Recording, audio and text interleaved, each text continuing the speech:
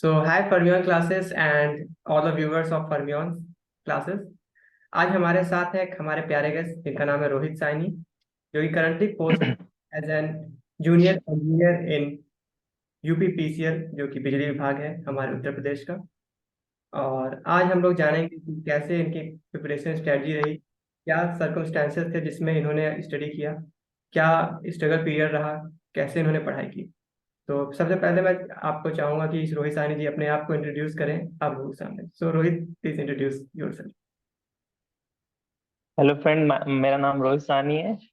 और पहले तो मैं शुभम जी को थैंक्स बोलना चाहूँगा कि उन्होंने इंटरव्यू के लिए इनवाइट किया। और जहाँ तक एजुकेशन की बात है तो मेरी जो हाई स्कूल है और इंटर है दोनों वाराणसी से हुई है।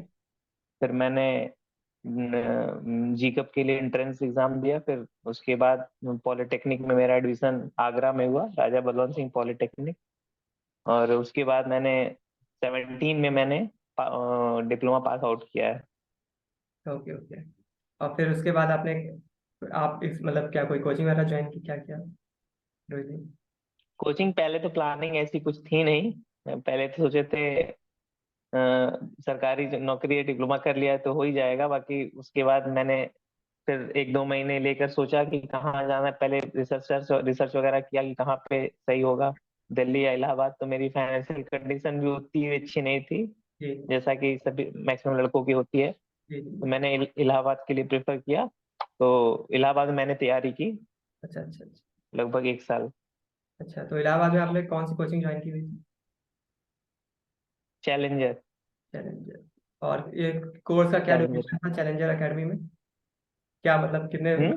कितने महीने का कोर्स था चैलेंजर में, मतलब जो कोचिंग का? देखिए, कोर्स का कोई कोचिंग वाले तो बोलते ही रहते हैं कि इतने दिन में खत्म कर देंगे। बाकी कोई वो एक स्पेसिफिक टाइम था नहीं कि इतने दिन में ही खत्म करें, क्योंकि बीच में बहुत सारी वो भी आ जाती हैं इलाहाबाद में, तो उस वजह से कोई टाइम नहीं रहता है उसका। अच्छा। Okay okay. आप मैंने बहुत सारे जेई के एग्जाम दिए होंगे आपने। मैंने क्योंकि हमारी आपस में बातचीत होती रही तो आपने बहुत सारे एग्जाम्स कुछ कुछ पॉइंट्स में भी मिस किया हुआ है। मतलब कि आपकी एक जो हम्म। प्रिपरेशन थी बहुत अच्छे लेवल पे जा चुकी थी। तो आप मुझे ये बताइए कि मतलब क्या मतलब आपने डिप्लोमा से एक टारगेट बनाया हुआ था कि? हेलो, आवाज आ रही है रोहित?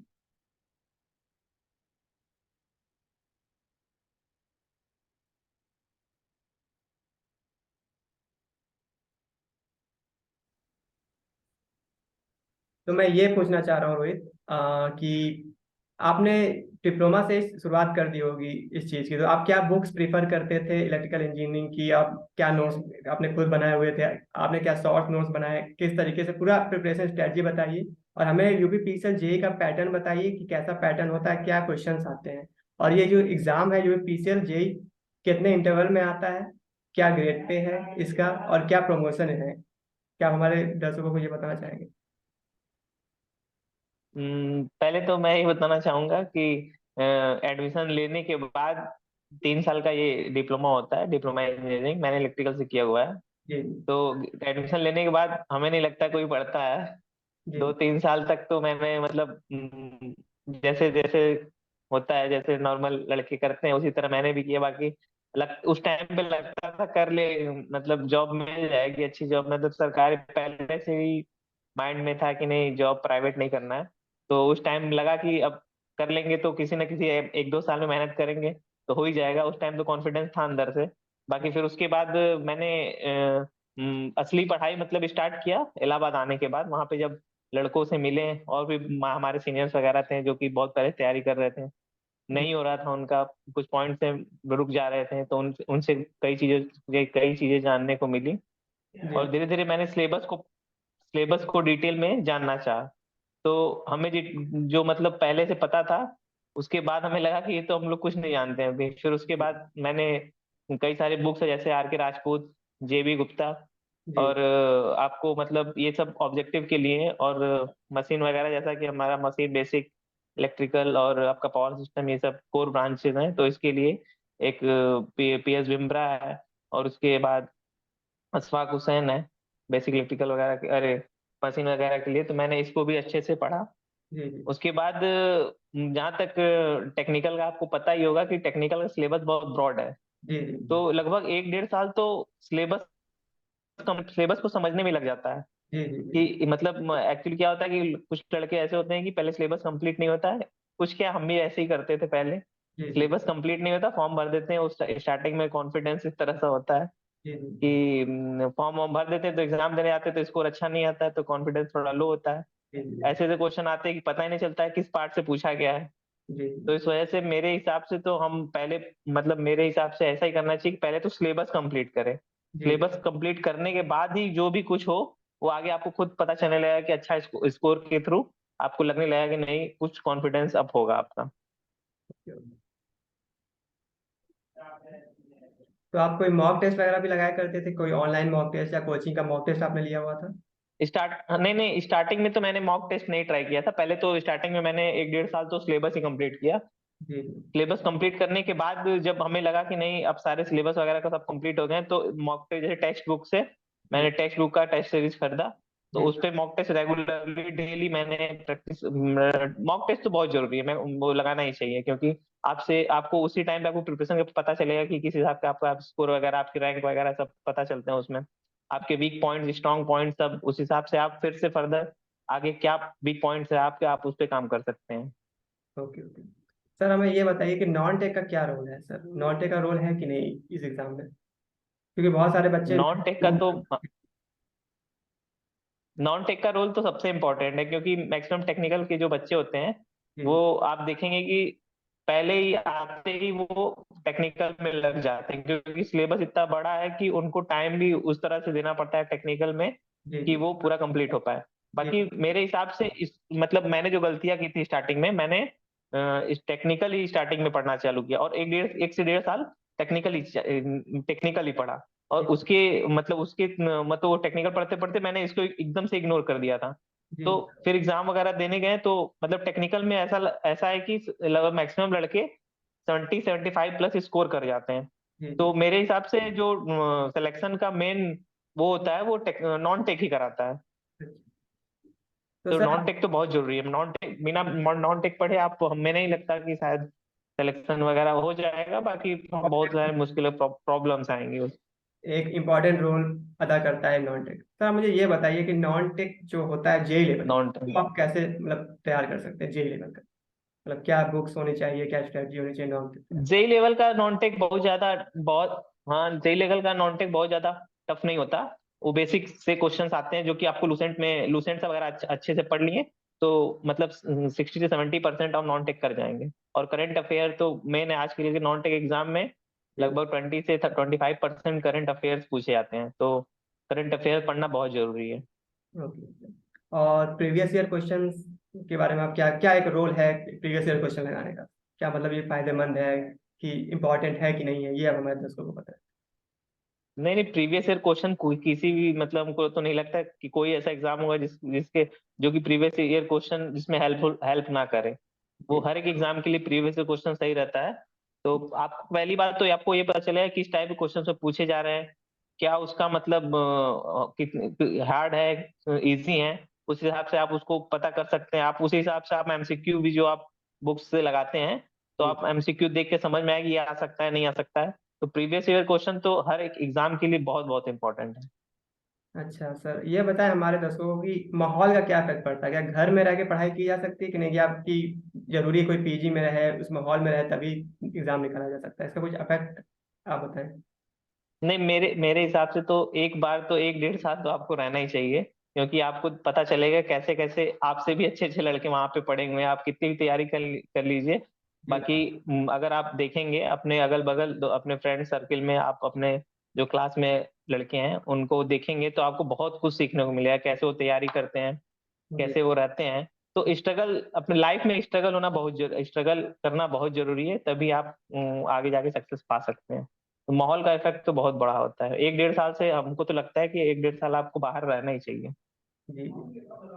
हमारे दर्शकों को ये बताएं सर कि यूपी पीएसएल जेई का जो एग्जाम है वो रेगुलर कितने सालों में आता है, और कितने इसकी क्या क्या सर्विसेज आपको मतलब मिलती हैं, क्या पर्क्स मिलते हैं आपको, जैसे कि क्या ग्रेड पे है, क्या रूम मिला हुआ है, क्या क्या मतलब सुविधाएं आपको मिलेंगी, ताकि हमारे दर्शक और मोटिवेट हों। यूपीपीसीएल का एग्जाम हर एक ईयर आता है। अभी कोई ऐसी सिचुएशन हो जाती है कि कभी कभी नहीं आता है, तो अगले साल मतलब एक कभी कभी ऐसा होता है कि एक ही ईयर में दो बार आ जाता है, जो पिछले साल का एक उस साल का। अच्छा अच्छा। तो इस ऐसा नहीं है कि यूपीएसएल का जो एग्जाम है वो हर एक आप प्रिपरेशन करते रहिए, आपका एग्जाम वगैरह तो होते रहेंगे उसके। और इसकी सीट्स भी वगैरह ठीक आती हैं, और किसी कंपैरिजन में लगभग 150 प्लस ही आती हैं। तो इसका एग्जाम पैटर्न ऐसा रहता है कि इसके एग्जाम पैटर्न में लगभग 150 क्वेश्चन टेक्निकल पूछे जाते हैं और 50 क्वेश्चन नॉन टेक पूछे जाते हैं। तो उसमें टेक्निकल में और यूपीएसएल का एग्जाम ऐसा है कि आप कुछ भी छोड़ दिए तो आप समझ लीजिए कि बहुत बहुत बड़ी गलती कर रहे हैं। इसमें हर एक चीज से पूछा कुछ भी पूछा जा सकता है जी जी। टेक्निकल के फील्ड में, तो पूरा सिलेबस कंप्लीट करना इसमें बहुत जरूरी सर है। मैथ, और पीएलसी, स्काडा, ये सब चीज़ों से भी क्वेश्चन पूछे जाते हैं जो जनरली और सब एग्जाम में शायद नहीं पूछे जाते हैं। इसके बारे में भी आप कुछ बताना चाहेंगे? पीएलसी स्काडा कभी कभी तो आपको ऐसा देखने को मिलेगा कि मशीन को बाईपास कर दिया जाएगा, बाकी पीएलसी स्काडा 30 से 40% पीएलसी स्काडा क्वेश्चन आ जाएंगे। अच्छा, तो बहुत ही अलग टाइप का एग्जाम है ये। बहुत अलग है, बहुत अलग है। और पर्क्स आपने सर और देखा कि मतलब क्या कैसा? सैलरी सैलरी देखिए, इसमें तीन, अगर आप इसमें सिलेक्शन आपका हो जाता है तो आपको क्या कहता है कि इसमें तीन तीन मेनली तीन बॉडी हैं। इसको डिवाइड किया है यूपीसीएल को। पहले तो यूपीएससीबी था, यूपी स्टेट इलेक्ट्रिसिटी बोर्ड। तो 2000 में ये डिवाइड हो गए हैं, तो इसको दो पार्ट में पाया, एक जनरेशन के अलग बना गया, एक ट्रांसमिशन और डिस्ट्रीब्यूशन के लिए अलग हो गया। तो जनरेशन जैसा कि हम जानते हैं यूपी आर्मिनल के नाम से जाना जाता है, जी जी। और ट्रांसमिशन और डिस्ट्रीब्यूशन को एक में रखा गया है, जिसे होल हम यूपीपीसीएल करते हैं। तो अगर आप इसमें सिलेक्शन पाते हैं यूपीपीसीएल में, तो आपका आपसे अगर आप सिलेक्शन हो जाता है तो आपको पूछा जाएगा आप किस में जाना चाहते हैं। उस टाइम पे आपके मेरिट के हिसाब से आपको चूज करने को मिलता है। तो अगर आप उसमें 6 7 डिस्कॉम होते हैं।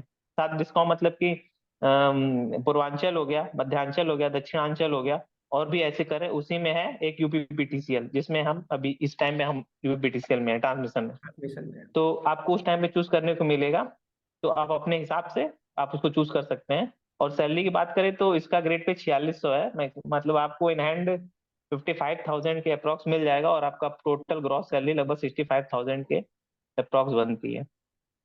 जी जी। तो ये हमारे दर्शकों के लिए बहुत ही मोटिवेटिंग पॉइंट है कि एक जेई का ग्रेड पे भी इसमें अच्छा है और पर्क्स भी अच्छे हैं। प्रमोशन के बारे में क्या बोलना चाहेंगे सर? क्या प्रमोशन स्ट्रेटजी, मतलब क्या प्रमोशन आप कहाँ पे देखते हैं अपने आप को 10 साल बाद?